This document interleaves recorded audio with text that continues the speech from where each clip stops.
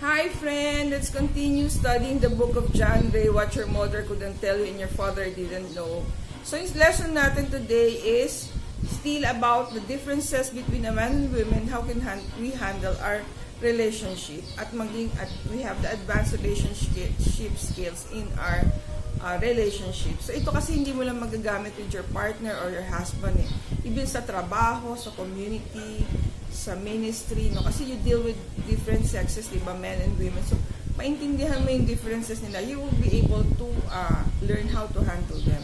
So, yung lesson natin for today is the inner mechanics of ducking and dodging. Ano ba yung ducking and dodging, no? So, kasi nga, nagkakaroon tayo ng conflict. So, minsan, yung strategy is to duck and dodge. Parang sa earthquake drill yan lang, diba? You're asked to duck and cover. Kumbaga, to avoid the effects of an earthquake, we are advised to duck and hold, diba? To under the table or to a wall para hindi tayo put into danger. So, ganun din daw sa relationship. Men should learn how to duck and dodge to avoid yung wrath of yung partner niya. So, how do we do that? So, to some women, the above dialogue might sound like John Gray is this loving guy who can hear his beloved because he loves her so much. The truth is, I do love her with all my heart, but in the computer incident, we avoided getting into an ugly argument with a clash of wills because I had spent years practicing the skills of ducking and dodging, and yung wife niya has supported me in that process.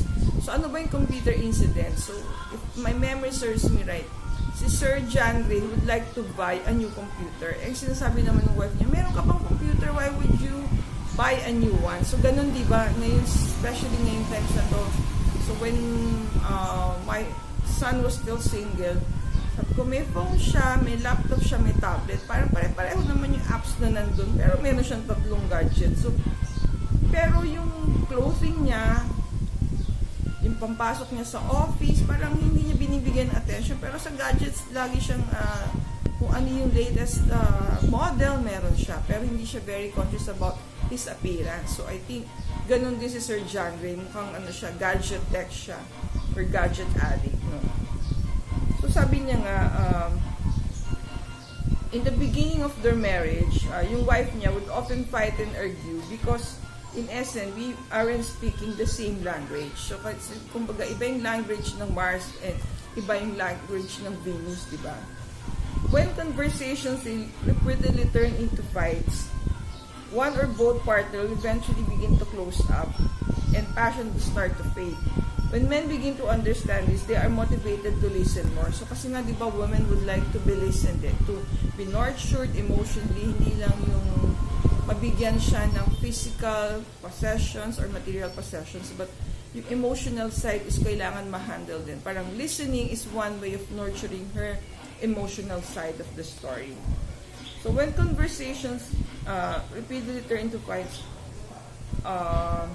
men attending yung seminar si John Gray are uniformly grateful for advice on ducking and dodging and always ask for new tips. So, yung ducking and dodging is avoiding confrontation. Kasi, kumbaga, you just have to avoid or ano ba yan, parang duck and cover nga no, sa earthquake drill para hindi mo masalubong yung wrath of the woman kung na-upset siya.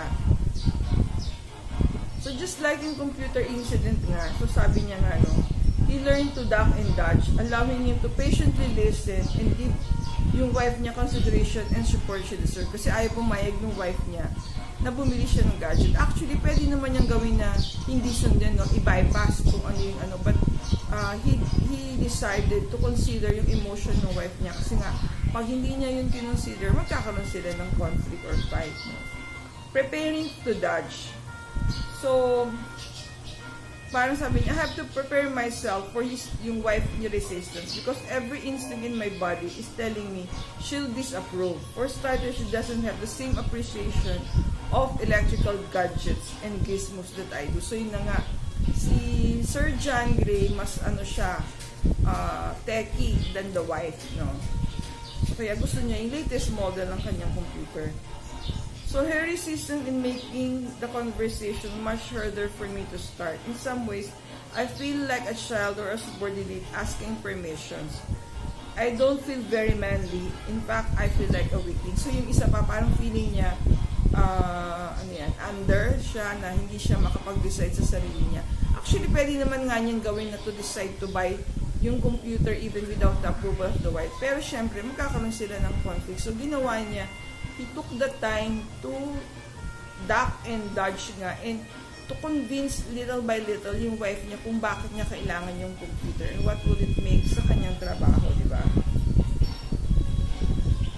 I plan my words carefully with an eye to keeping them as brief as possible to give her room for whatever reactions she needs to have. After all, I've spent 6 months working through my resistance, weighing the pros and cons of a new computer. Why shouldn't she have some resistance as well? With this preparation, I begin. So 6 months na pala nag-ready si Sir John Ray to buy the computer. So anyway, yun. So parang you have to consider the feeling of the other person. So makukuha mo naman yung gusto mo. Basta take time naman to convince her. Hindi lang basta binaypass mo lang siya. God bless you all. Thank you for watching. Please subscribe and like our video.